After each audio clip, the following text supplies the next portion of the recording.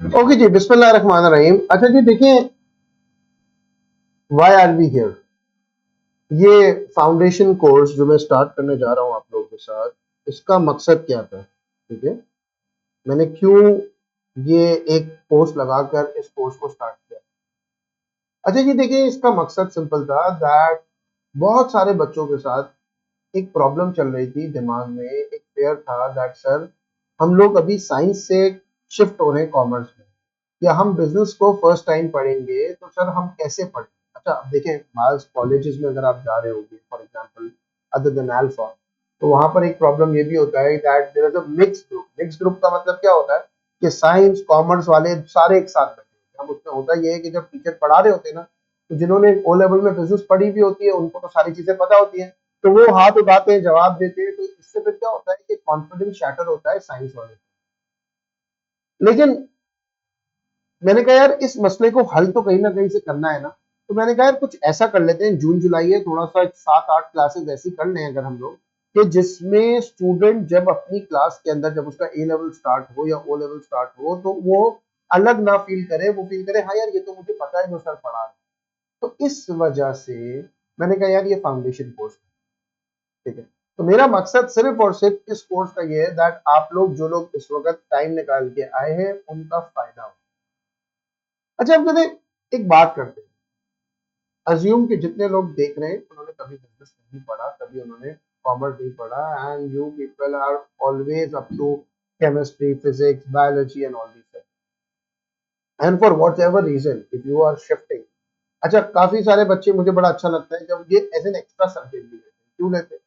देखिए यार, जब आप इस तरह का कोई एक्स्ट्रा सब्जेक्ट लेते हैं ना तो आपको एक्चुअली ये पता चलता है कि यार सिर्फ और सिर्फ मैं ये पढ़ के इंजीनियरिंग करके नौकरी पे नहीं लग सकता, बल्कि मैं बहुत बड़ी फर्म खोल सकता हूँ, मैं बहुत सारे काम कर सकता हूँ।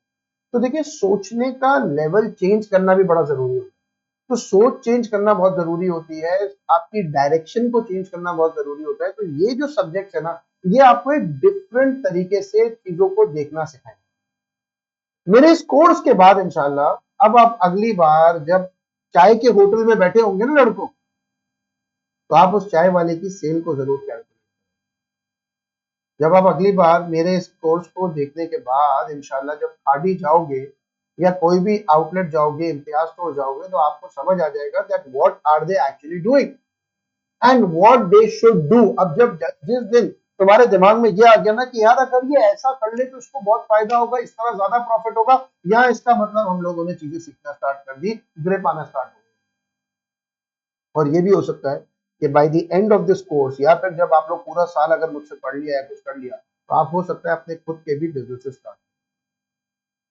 तो ये कुछ चीजें हैं जो मेरा मकसद है। मैं आपको किसी पेपर के लिए रेडी नहीं कर रहा, मैं आपको सिर्फ फेमिलर कर रहा हूँ विद ऑल द टर्मिनोलॉजी। तो देखिए शुरू करते हैं दैट यार देखिए क्या क्या हो रहा है आजकल बिजनेस। मसला ये है दैट बिजनेस इज एवरीवेयर, हर जगह बिजनेस हो रहा है, ठीक है, हर जगह बिजनेस हो रहा है। कहाँ हो रहा है बिजनेस, क्या हो रहा है? सही है, कल रात को सोते हुए तुम लोगों में से कुछ लोगों ने नेटफ्लिक्स या अमेजोन की सीरीज जरूर देखी होगी, कुछ लोग तो सोए नहीं होंगे। रात में कुछ लोग चाय के होटल भी गए होंगे या कॉफी शॉप गए होंगे। मैं कॉफी शॉप गया था, हाँ, आई स्पेनिश लाटे मंगाई होगी, माचा मंगवाया होगा। ये सब क्या है? बिजनेस। कोई सुबह ब्रेकफास्ट पे गया होगा, चाहे वो हलवा पूरी हो या जैंडर्स पे उसने उन्होंने जो है वो अपना पूरा फुल कोर्स मंगाया हो। ये सब क्या हो रहा है? बिजनेस हो रहा है। ठीक है, अब मैं बात करता हूं आज आप लोगों से सबसे पहले एक सिंपल चीज की जो आज हर घर में मौजूद है, नेटफ्लिक्स। क्या करता है नेटफ्लिक्स और क्या हो रहा था? पहले मैं कोई पढ़ाई की बात नहीं, सिंपल आपको थोड़ा सा काम बता रहा हूँ, लोग किस किस तरह बड़े बड़े काम कर रहे हैं। नेटफ्लिक्स, नेटफ्लिक्स का असल काम था डीवीडी रेंटल। डीवीडी रेंटल क्या था? आज से बहुत साल पहले ना हमारे यहाँ पर भी ऐसी बहुत सारी दुकानें थी कि जिन पे ना बहुत सारी डीवीडीज, कैसेट्स, सीडीज, आपके घर वालों को पता होगा उनसे पूछना आपको। तो आप जाते थे, एक दिन के लिए रेंटल लिए, नई मूवी आई वो आपने रेंट पे ली, देखी, मूवी वापस कर दी, दूसरी ली, इस तरह इनके पास बहुत सारे कस्टमर। पर आज वो सारे बिजनेसेस बंद हो गए। आज रेंट पे सीडी डीवीडी कुछ भी नहीं मिलती। इनफैक्ट हम में से कितने लोगों के घर में आज डीवीडी प्लेयर ही नहीं है। सर ये होता क्या है डीवीडी? डीवीडी प्लेयर क्या होता है? जिसमें सीडी डाल के मूवी देखते हैं। क्योंकि आज हमारे पास यूट्यूब भी है, आज हमारे पास नेटफ्लिक्स भी है, अमेजोन प्राइम भी है, और अगर हम बाहर चले जाएं दुबई वगैरह की साइड पे तो हमारे पास ये बहुत सारे और भी, अमेजोन एमएक्स प्लेयर भी आ जाता है, Z5 भी आ जाता है, पता नहीं और कितने सारी चीजें आ जाती हैं। ये हुआ कैसे? असल तो स्टार्ट करने वाली क्या चीज थी? नेटफ्लिक्स ने किया है। नेटफ्लिक्स एक डीवीडी रेंटल था। डीवीडी रेंटल क्या होता है कि भाई, फॉर एग्जांपल आज आपने एक और बिजनेस से भी बात करते हैं, इसका नाम सबने सुना होगा, राइट? हो सकता है आज कल हमने कुछ ना कुछ उससे मंगाया। फूड पांडा किसने खोला था? कि वो आपके घर तक फूड पहुंचाएगा, उसका मकसद ये था, राइट? नेटफ्लिक्स डीवीडी का फूड पांडा। नेटफ्लिक्स ने कहा कि मेरा ऑनलाइन प्लेटफॉर्म है, तुम्हें जो डीवीडी चाहिए तुम उसको सेलेक्ट करो, मैं तुम्हारे घर तक पहुंचाऊंगा, और उसके लिए वो कुछ सब्सक्रिप्शन लेता। लेकिन अब मसला ये था कि वो किसी जगह से डीवीडी लेता था और किसी कस्टमर को देता था। अब कस्टमर डिले करता था, उसको बहुत सारे हैवी पेनल्टीज, फाइन लगती थी, तो उसने बोला यार ये काम सही नहीं है यार, और इतनी बचत भी नहीं है। तो फिर उन्होंने अपना खुद का स्ट्रीमिंग प्लेटफॉर्म खोल दिया, और उन्होंने कहा कि भाई हमें ज्यादा नहीं चाहिए। अच्छा, ये हर जगह पे प्राइस वैरी करती है। फॉर एग्जाम्पल अगर यूएस है तो यूएस में $10 है। अब एक यूएस वाले के लिए $5, $8, $10, मतलब $10 है, 4 लोगों को शेयर कराओ, 4 स्क्रीन, सुकून से देखो। तो एक स्क्रीन कितने की हुई? $2.5 की हुई। ठीक है, अगर आप यूएस जाओ ना तो कोक होती है ना, कोक, वो $3 की मिलती है। तो बोला it's less than a Coke. बोला $10 में आपके पास अनलिमिटेड मूवीज होंगी, जो देखना है देखो। बोला एक डीवीडी की रेंटल इतनी होती थी जितने में मैं आपको पूरे महीना दे रहा हूँ, जो मूवी देखनी है देखो। अच्छा, फिर एल्गोरिथम ऐसे लगाए कि उसको ये भी पता है कि जिस तरह की मूवीज आप पसंद करते हो वो आपको बोलता है रेकमेंडेड फॉर यू। अब क्या हुआ पता है? सिनेमा लोग जाना बंद कर दिए, क्योंकि लोगों ने कहा इतना इंतजार करो, और सिनेमा से महंगा तो वो मूवी की टिकट से महंगा तो पॉपकॉर्न और नाचोस होते हैं। लोगों ने कहा नेटफ्लिक्स एंड चिल, घर में बैठो, पॉपकॉर्न बनाओ, पेप्सी लो, और सुकून से नेटफ्लिक्स। हुआ क्या पता है? 2026 के शुरू का बता रहा हूँ, 2026 के शुरू, नेटफ्लिक्स के पास 32 करोड़ सब्सक्राइबर। कितने? 32 करोड़ सब्सक्राइबर। अब ये 32 करोड़ सब्सक्राइबर अगर ऑन एवरेज $10 भी देते हैं, अच्छा इनके पास बहुत सारे प्लेटफॉर्म्स हैं, तो एक बंदे के लिए भी दे रहा है, और वो हाई एचडी क्वालिटी के लिए अलग पैसे चार्ज कर रहा है। अगर आप एवरेज $10 भी लगाओ ना, तो 32 करोड़ को मल्टीप्लाई बाय $10 कर लो अगर आप, तो वो 3 अरब 25 करोड़ रुपए, $25 करोड़ हो जाता है। उसको आप करो तो 900 अरब रुपए की सेल, या पता नहीं कुछ इतनी सेल हो जाती है, जो महीने की सब्सक्राइबर के साथ। आपकी सोच से भी बड़ा बिजनेस। फूड पांडा अपना खुद का एक रेस्टोरेंट नहीं है इसका, लेकिन आपको कहीं से भी लेकर देगा। अब ये 30% चार्ज करता है रेस्टोरेंट से, और डिलीवरी फीस अक्सर अलग लेता है ये कस्टमर से। तो डिलीवरी फी देता है राइडर को, और आप ऑर्डर करते हो रेस्टोरेंट को, तो जो भी रेस्टोरेंट का फायदा जो भी है 30% है, पूरा इसकी जेब में जाता है, तो इसका खर्चा भी निकल जाता है पूरा। ऊपर अपनी खुद की एक टैक्सी नहीं है, क्यों खर्चा करना है टैक्सी? अगोडा, Booking.com, अगोडा, खुद का एक भी होटल नहीं है, पर पूरी दुनिया में आपको होटल मिलेगा, और ऐसे रेट देती है कि आज हर होटल का की मजबूरी है, हर रेस्टोरेंट की मजबूरी है। अब हर, चाहे बॉलीवुड हॉलीवुड कोई भी हो, हर किसी की मजबूरी है कि वो नेटफ्लिक्स को ज्वाइन करे। हर होटल की मजबूरी है कि उसके पास अगोडा होना चाहिए, और हर रेस्टोरेंट बगैर फूड पांडा के सरवाइव ही नहीं कर। तो क्या करा पता है इन लोगों ने, ये सब ने ट्रेडिशनल तरीका छोड़कर प्रॉब्लम को किया आइडेंटिफाई। क्या किया? प्रॉब्लम को किया identify. There is a need, उस नीड को आइडेंटिफाई करके इन लोगों ने उस नीड को फुलफिल करने के लिए एक सोल्यूशन दिया, और वो सोल्यूशन से उन लोगों ने प्रॉफिट। ये सबसे पहली चीज कि बिजनेस क्यों आता है। बिजनेस आता है कस्टमर की प्रॉब्लम का सोल्यूशन लेकर, और वो उस सोल्यूशन को, उस प्रॉब्लम को करता है satisfy by making a profit. अच्छा, सब रजिस्टर लेकर बैठेंगे, हम कुछ लिखेंगे भी। जी बताएं, समझ आ रहा है ये सारी चीजें? जरा मुझसे चैट पे बात करें।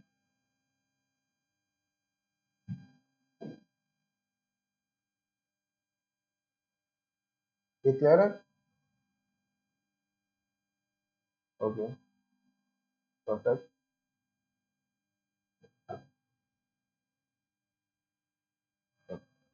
ठीक। नाउ, तो व्हाट इज बिजनेस? ठीक है, it is identifying the needs and wants of the customer and then satisfying it. अब बिजनेस का सबसे पहला काम होता है to add value. What is added value या एड वैल्यू या एडेड वैल्यू क्या होती है? It is the difference between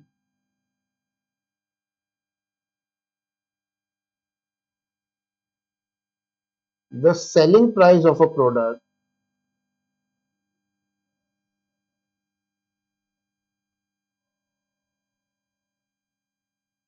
and the cost of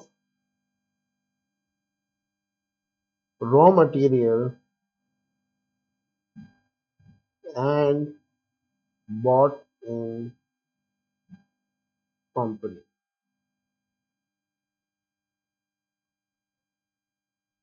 value added या एडेड वैल्यू क्या होती है? ये बेसिकली होता है कि भाई आपने एक प्रोडक्ट कितने का बेचा, उसकी सेलिंग प्राइस, और उसका जो मटेरियल वगैरह लगा था वो कितने का लगा, इन दोनों का जो डिफरेंस होता है वो वैल्यू। हर बिजनेस को चाहिए कि वो अपने प्रोडक्ट पे वैल्यू ऐड, जितनी ज्यादा वैल्यू तुम ऐड करोगे तुम उतना ज्यादा प्रॉफिट अल्टीमेटली कमा सकोगे। असल काम है वैल्यू एडिशन। वैल्यू एडिशन में एक बात हमेशा याद रखना बिजनेस के अंदर, मैं हमेशा बच्चों को एक एग्जांपल देता हूँ, वो क्या है ये याद रखना। It's not what you sell, it's how you sell. तुम क्या बेचते हो फर्क नहीं पड़ता, तुम कैसे बेचते हो बहुत ज्यादा फर्क पड़ता है। देखिए कपड़ा जो है ना, तारिक रोड पे या कहीं भी किसी भी जगह पे जो नॉर्मल लॉन होता है ना कपड़ा, वो रोड पे भी बिकता है, और उस कपड़े को खादी भी बेचता है, और उसी तरह के लॉन को जमजमा पे या फेज रेट में डिजाइनर भी बेचता है। तीनों के रेटों में कितना बड़ा फर्क है। एक कपड़ा है, वो कपड़ा अगर रोड पे से खरीदोगे तो 800 रुपए का लॉन खरीदोगे, यही चीज खादी पे चले जाओगे तो 6 से 7 हजार रुपए का खरीदोगे, और डिजाइनर जो है ना उसके पास स्टार्ट ये 25 हजार रुपए से करेगा। अब एक ही कपड़ा है, उसका मकसद क्या है, सोल्यूशन क्या था कि आपके जिस्म को ढकना, लेकिन अलग अलग तरीके से बेचने से क्या हुआ भाई, वैल्यू एडिशन हो रही है। हर बंदा काम कर रहा है। अब एक कॉफी है या चाय है, ठीक है, या एक बर्गर है, let's give the example of a burger. तुम लोग सब लोग घर में कुकिंग तो करते होगे, घर में कुकिंग तो होती होगी, तो एक बर्गर बनता है। कभी कभार आप बोलते हो यार आज बर्गर बनाते हैं, कब तक रोज दाल खाएंगे? तो I want all of you to tell me कि what are the ingredients used in making a burger. एक बर्गर के लिए आपको क्या क्या चीजें चाहिए अगर आप बर्गर, चलो बताओ। जितनी टू वे कम्युनिकेशन होगी उतना अच्छा हमारा उतना मजा आएगा। जी, बर्गर के लिए क्या क्या चीजें चाहिए होती है बताओ। बन, तो भाई एक बच्चे ने लिखा सर बन चाहिए, बिल्कुल बगैर बन के तो नहीं हो सकता। एक ने लिखा सर सॉसेस चाहिए, बगैर सॉस के तो बन नहीं सकता। एक ने कहा सर फिले चाहिए, अब आप चिकन बनाओ फिश बनाओ, ठीक है। एक ने वेरी गुड, एक ने कहा सर इसको फिले या पैटी बोल देते हैं, ठीक है ना। एक ने बोला सर चीज चाहिए, उसके बगैर तो बर्गर में मजा ही नहीं आएगा। तो बिल्कुल सही बात है, बन चाहिए, सॉसेजेस चाहिए, अच्छा वेजीज भी तो चाहिए, ठीक है। तो बन, सॉसेज, पैटी, चीज, वेजीज, इन सब चीजों से आपका बर्गर तैयार हो जाता है, राइट। और ऑयल वगैरह थोड़ा बहुत चाहिए। अब अगर आप घर में बर्गर बनाते हो तो क्या कॉस्ट पड़ती होगी, चलो देखो। 4 पीस का बन का सेट आता होगा, ठीक है, 100 रुपए का होगा मेरे ख्याल से। बन का सेट आई डोंट नो, मैंने बहुत टाइम से नहीं खरीदा, मुझे नहीं पता, ठीक है ना। चलो लेट्स से 20 रुपए का बन आ गया। अच्छा, अब सॉसेज आप इंडिविजुअल कैसे निकालोगे? आपके घर में तो एक बड़ा सा थैली मायोनीज की आ जाती है, बड़ी सी थैली केचप की आ जाती है, और आप उसको मिला मिला कर जो है ना वो बना लेते हो, क्या बोलते हैं, कोई थाउजेंड आइलैंड टाइप की सॉस वगैरह बना लेते हो। मैं कहता हूँ चलो यार 20 रुपए की सॉस कर लो, क्योंकि आप, मैं फर्स्ट अज्यूम कर रहा हूँ आप स्प्रिंग से इम्पोर्टेड सॉस खरीद, पैटी 50 से 60 रुपए का होगा, क्योंकि वो एक पूरी मुर्गी नहीं चाहिए होती, उसमें मुर्गी की छोटा सा टुकड़ा चाहिए होता है। और किसी की, कुछ लोगों का तो घर का बकरा ही तक गोश्त अभी तक पड़ा होगा ना, उसमें से निकाल 60 रुपए की पैटी करें। अच्छी वाली चीज 30 रुपए, चलो यार सर 40 रुपए कर दो, महंगा बनाओ हर चीज। सर 10 रुपए की रहेगी, फिर भी सर अगर आप इम्पोर्टेड लेटेस्ट वगैरह भी खरीदो तो 20। कॉस्ट बताओ क्या हो रही है, 20 और 20 40, 100, 140, 160। घर पे बर्गर बना रहे हो 160, ऐसा ही है। इसका मतलब बर्गर अगर आप घर पे बना रहे हो तो आपको 160 का पड़ रहा है, जिसमें आपने महंगा वाला केचप इस्तेमाल किया, महंगी वाली पैटी इस्तेमाल की, अच्छा वाला बन इस्तेमाल किया, अच्छे वाले सॉसेस इस्तेमाल किया। अब सोचो अगर यही चीज आप बल्क में खरीदो तो जाहिर है सॉसेस 20 रुपए के नहीं बल्कि बहुत कम हो जाएंगे, पैटीज भी बहुत कम आ जाएगी। चीज आप बल्क में खरीदोगे तो ऑटोमेटिकली उसके रेट अलग हो जाएंगे, वेजीज बल्क में खरीदोगे तो उसके रेट अलग होंगे। तो रेस्टोरेंट को तो इससे कम की कॉस्ट पड़ेगी। ये है कॉस्ट ऑफ मटेरियल, या इसको हम बोलेंगे बॉट इन कंपनी। अब घर के अंदर ये 160 का बर्गर है ना। अब आप चले जाओ किसी फाइन डाइन रेस्टोरेंट, जैंडर्स हो गया, ठीक है ना, कोलैट हो गया, या आप किसी शेक शैक जैसे जगह पे चले जाओ, किसी दूसरे बर्गर जॉइंट पे चले जाओ, तो यही बर्गर आपको 1400 का पड़ेगा या 1500 का। तो भी on the safe side 1200 average तो पड़ेगा ही पड़ेगा अच्छी जगह पे। मैं ये वो रोड वाले बन कबाब की बात नहीं कर रहा। अब 1200 सेलिंग प्राइस होगी, 160 रुपए की कॉस्ट, 200 कर दो चलो आपकी मोहब्बत, तो भी 1000 रुपए आपने कस्टमर की जेब से एक्स्ट्रा लिए। ये आपका प्रॉफिट नहीं है, अभी इसमें लेबर की कॉस्ट लगेगी, रेंट लगेगा, सब लगेगा। लेकिन देखो, customer is ready to pay 1200 though he knows that this cost will be hardly 200। अब कस्टमर की जेब से 200 रुपए की चीज के लिए तुमने 1200 रुपए निकाल लिए। इसको कहते हैं बेटा वैल्यू एडेड, कि तुमने 200 रुपए पे 1000 रुपए की वैल्यू को ऐड किया है। कैसे किया यार, देखो अब आपका ये जो रेस्टोरेंट है इसका एम्बियंस होगा, इसमें अच्छा सोफा होगा, सोफा सीटिंग होगी। ये वो सोफा है जो आप लोगों के घर वाले आपको यूज नहीं करने देते, हर वक्त इस पे कपड़ा चढ़ा हुआ होता है, ठीक है। अच्छा जी, अच्छी कटलरी होगी, ये वो कटलरी है जो घर वालों ने रखी हुई है कि जब मेहमान आएंगे तब निकालेंगे, लेकिन मेहमान आते हैं तब भी नहीं निकलती, संभाल के रखा हुआ है आपने, अच्छी कटलरी इस्तेमाल की हुई है। पढ़ा लिखा वेटर होगा, आईपैड पे ऑर्डर लिया जाएगा, इस पे आईपैड के ऊपर आप ऑर्डर दोगे, या आजकल और ऊपर कहानी है कि आपको बोला जाता है कि क्यूआर कोड रीड करो, इस पे ऐप होगी, अपने ही मोबाइल से ऑर्डर कर दो, ठीक है। फिर प्रेजेंटेशन होगी कि यार क्या होगा कि 1200 रुपए में एक प्लेट बनेगी, उस प्लेट पे बर्गर होगा, बर्गर के ऊपर एक बड़ी सी टूथपिक टाइप की कोई चीज डालेंगे, उस पर एक छोटा सा फ्लैग वगैरह बना देंगे यूएस का या किसी का, फिर थोड़ा सा कटोरी में थोड़ा सा केचप होगा, और छोटी सी थोड़ी सी प्राइस होगी, लेकिन वो इतना प्रेजेंटेबल होगा कि कस्टमर बोलेगा भाई वर्थ इट। और यही चीज एक बिजनेस ये भी करता है कि भाई 400 रुपए का बर्गर भी बिकता है, वो कहां पर होगा? आपकी रोड पे, भारतराबाद तारिक रोड की गलियों के अंदर जो छोटे छोटे फास्ट फूड रेस्टोरेंट होते हैं ना, नाम लिखते हैं पेप्सी के बोर्ड पे, अल रहमान फास्ट फूड रेस्टोरेंट। अब ये वो लोग होते हैं जो 400 रुपए में आपको दे रहे होते हैं, और 400 रुपए में वो बर्गर बेचते हैं, उनको भी कॉस्ट 150 रुपए पड़ती होगी, वो भी वैल्यू ऐड कर रहे हैं। ये 1200 वाला भी वैल्यू ऐड कर रहा है, और आपके घर में भी एक चीज बन रही है। अब ये तो क्या है, it's not what you are selling, it's how you are selling, कि आप कैसे बेच रहे हो उस चीज, किस तरह आप चीज को बेच रहे हो, सारी चीज इसी के ऊपर डिपेंड करती है। तो ये है भाई कॉन्सेप्ट ऑफ वैल्यू एडेड। सबसे पहले एक बिजनेस को करना होता है value, that how you add value to it. लेकिन बिजनेस करता क्यों है? बिजनेस आता कहां से? बिजनेस आता है जब कस्टमर को कोई चीज चाहिए, तो वो उसकी एक प्रॉब्लम होती है, उस प्रॉब्लम का सोल्यूशन आप लेकर आते हो और उस सोल्यूशन को सेटिस्फाई करते हो, प्रॉब्लम को प्रॉफिटेबली, तो आपका business। अब बिजनेस करने के लिए, अच्छा ये देख लें जरा, कॉपी कर लें और बताएं यहां तक कोई प्रॉब्लम है किसी को? Anyone, any problem?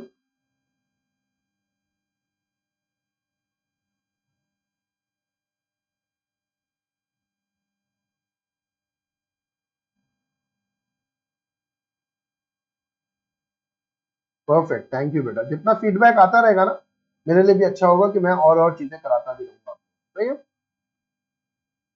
तो भाई ये है कॉन्सेप्ट ऑफ वैल्यू। नाउ हर बिजनेस को काम करने के लिए, I be very simple with examples and everything, ठीक है? और बिजनेस को बिजनेस चलाने के लिए जरूरत होती है रिसोर्सेज। बगैर रिसोर्सेज के आप बिजनेस नहीं कर सकते, चाहे वो कोई भी बिजनेस। तो इन रिसोर्सेज को कहा जाता है फैक्टर्स ऑफ प्रोडक्ट। क्या कहा जाता है? Factors of. अब जब भी किसी को बिजनेस करना है ना, तो 4 फैक्टर्स ऑफ प्रोडक्शन होते हैं जो हमें देखने हैं। Land, labour, capital and enterprise भी इसको बोला जाता है, और कुछ जगहों पे इसको एंटरप्रेन्योर भी बोला जाता है। Land, labour, capital. अब लैंड क्या है? अब यहां से ना आप और साइंस के स्टूडेंट थोड़ा अलग हो जाएगा। पहली बेसिक सुन लो भाई। आज जो लोग साइंस वाले बैठे हुए हैं, उन्होंने आज तक कभी ये नहीं पढ़ा, उनसे पूछा जाएगा व्हाट इज लैंड, वो बोलेंगे जमीन का टुकड़ा। गलत तो नहीं है? लैंड, जमीन, है ना? इंग्लिश में भी यही पढ़ा है, इंग्लिश में भी यही पढ़ा है।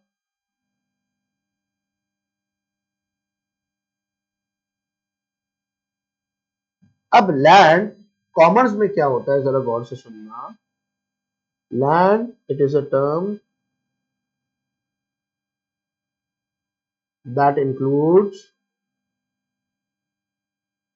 बिल्कुल सीधा सिंपल बताऊंगा, all natural resource.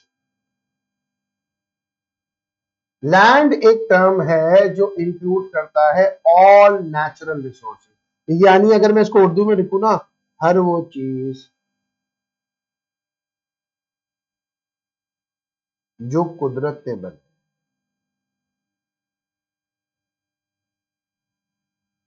For example, water, oil, gas, would. अब ये वो चीजें हैं जो इंसान ने नहीं बनाई है, ये नेचुरल है। बिजनेस करने के लिए आपको इन नेचुरल रिसोर्सेज की भी जरूरत पड़ती है, तो इन नेचुरल रिसोर्सेज को मेरे बच्चों हम कहेंगे लैंड, कॉमर्स के अंदर। अब आज तक क्या पढ़ा था हमने? लैंड मतलब जमीन, लैंड मतलब जमीन, वही है।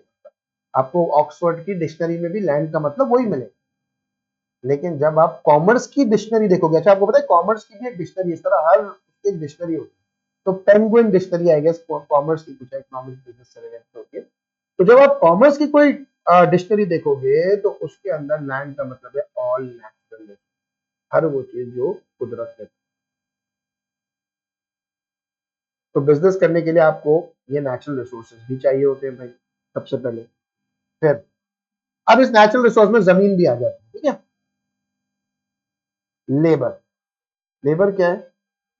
Mental and physical effort by human, जिसको हम प्यार से ह्यूमन रिसोर्स भी बोल सकते हैं। क्या बोल सकते हैं? ह्यूमन। देखो भाई, बिजनेस करने के लिए आपको क्या चाहिए होगा? बिजनेस करने के लिए आपको लोग चाहिए। लोगों के बगैर कैसे काम करोगे? दुकान खोलते हो, सेलमैन चाहिए। फैक्ट्री खोलते हो, मजदूर चाहिए। हर तरह के बिजनेस के लिए लोग तो चाहिए ना, बगैर लोगों के तो आप काम नहीं कर सकते। तो बिजनेस के लिए जहां नेचुरल रिसोर्सेज चाहिए, वहां लेबर भी तो चाहिए ना भाई। वहां पर आपको ह्यूमन भी तो चाहिए। तो mental and physical effort by human beings, तो ये आपका लेबर है। तो सिंपल टर्म। फिर आती है कहानी कैपिटल। क्या आती है? कैपिटल। बच्चों यहां तक समझ आ रहा है? बताओ, क्लियर है? ये क्लियर है यहां तक?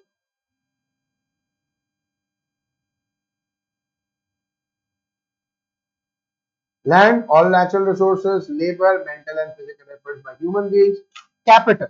अच्छा, अब अकाउंट्स वाला बोलता है कैपिटल बोले तो पैसा।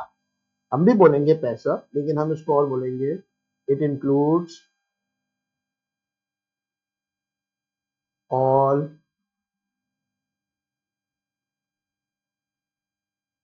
Man made resource. It includes all man made, यानी हर वो चीज जो इंसान ने बनाई। एग्जाम्पल, मशीन, ठीक है ना। पैसा भी इंसान ने ही बनाया इस तरह, तो मशीन हो गई, टूल्स हो गए। अब आपको बिजनेस में ये सब चीजें की जरूरत पड़ती है। तो एक तरफ आपको नेचुरल रिसोर्सेज भी चाहिए, एक तरफ आपको लोग भी चाहिए, और दूसरी तरफ आपको मशीन और टूल्स भी। ऐसा ही है। और चौथा बंदा बहुत जरूरी है, इसके बगैर काम ही नहीं हो सकता, और वो है आपका एंटरप्रेन्योर। ठीक है। Yes, the entrepreneur is a person or an organization that takes the risk and combine the above three factors of production। ठीक है। कैपिटल मतलब हर वो चीज जो इंसान ने बनाई, पैसा हो गया, मशीन हो गई, टूल्स हो गए। टूल्स वगैरह चाहिए, ये उगते तो नहीं है। ठीक है। लैंड, नेचुरल रिसोर्सेज हो गई। ह्यूमन रिसोर्स यानी इंसान भी चाहिए आपको। लेकिन सोचो, अगर ये चौथा ना हो ना, तो बिजनेस एक्टिविटी नहीं हो सकती। सोचे कि एक बंदा घर पे बैठा हुआ है और उससे आपने आज बिजनेस करना है, लेकिन आपने सिर्फ सोचा हुआ है। तो लैंड अपनी जगह पड़ा हुआ है, लेबर आपका घर पे बैठा सो रहा है, और पैसा बैंक में पड़ा हुआ है, मशीन वगैरह कुछ खरीदी नहीं है आपने। अब ये सब चीजें कंबाइन कब होंगी? जब कोई उठेगा, रिस्क लेगा, पैसा लगाएगा। ठीक है। पैसा लगाकर जब वो लैंड, लेबर, कैपिटल को आपस में कंबाइन करेगा, तो बिजनेस होगा। भाई अगर मैं घर पे बैठा सो रहा होता, तो काम तो नहीं हो रहा होता। सही है। अगर मैं घर पे बैठा सो रहा होता, तो काम तो नहीं हो रहा होता।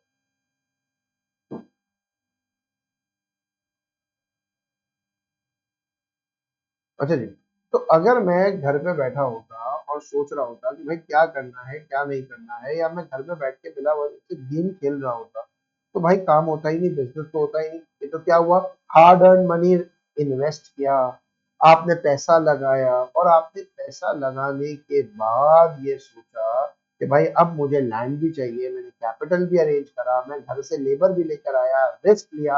अब रिस्क लोगे तो फिर बिजनेस बनेगा, वरना बिजनेस बन ही नहीं सकता। अब मैं यहाँ बात करता हूँ एंटरप्रेन्योर की, तो दुनिया में ऐसे ऐसे एंटरप्रेन्योर्स हैं कि आपकी सोच है। जैसे फॉर एग्जांपल, सबने इस बंदे का नाम तो सुना ही होगा।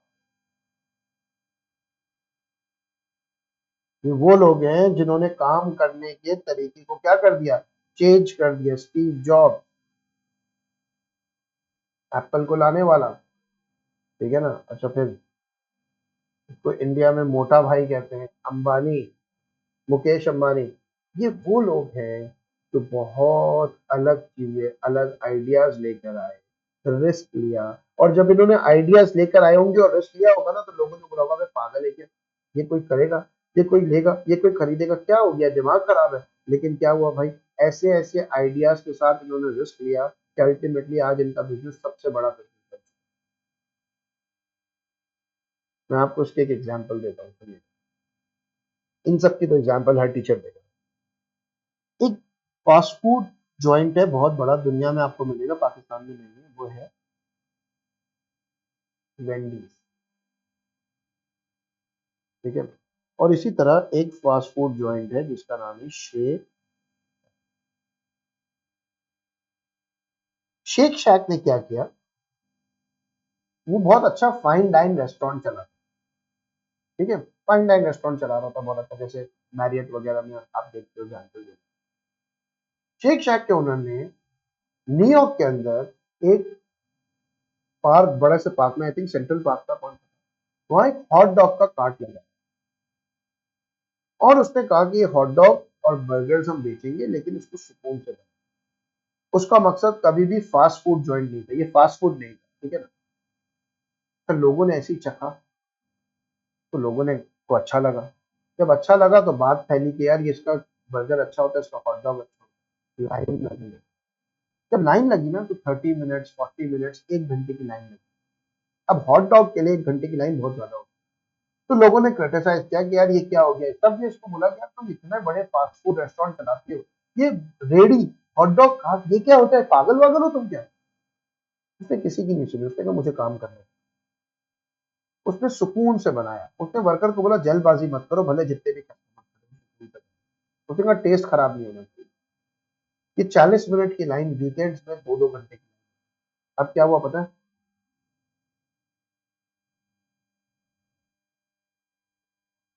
Guys can you hear me, can you all hear me.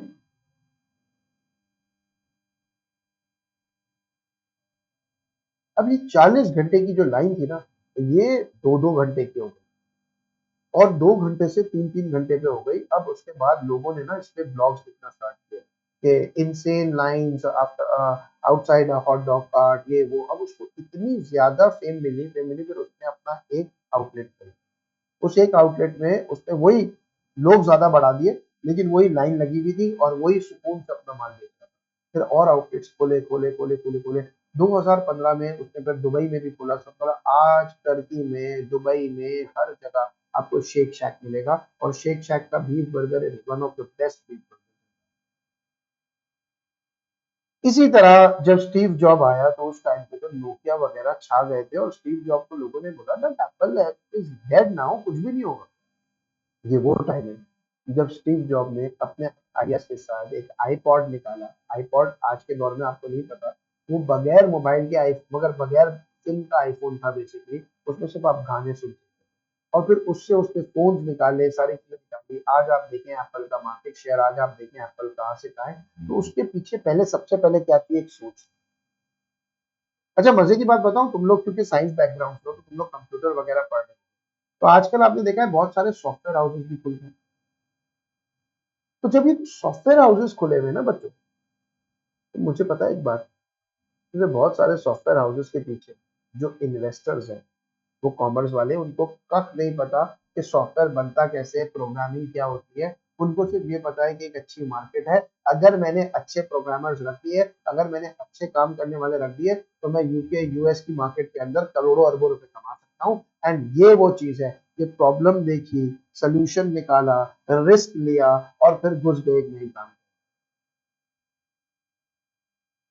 तो गाइज ये है पूरी कहानी, और ये है कि किस तरह, अब मैं बताऊंगा कि एक अच्छे एंटरप्रेन्योर बनने के लिए क्या क्या क्वालिटीज चाहिए, और उसके लिए हम अगली क्लास के अंदर आएंगे, और उसके लिए आपको अगली क्लास का इंतजार करना पड़ेगा। आज की क्लास सिर्फ और सिर्फ एक नॉर्मल हाई हेलो क्लास थी, उसको मैंने फिर भी दो कॉन्सेप्ट आपको पढ़ा दिए, एक फैक्टर्स ऑफ प्रोडक्शन का, दूसरा एडेड वैल्यू।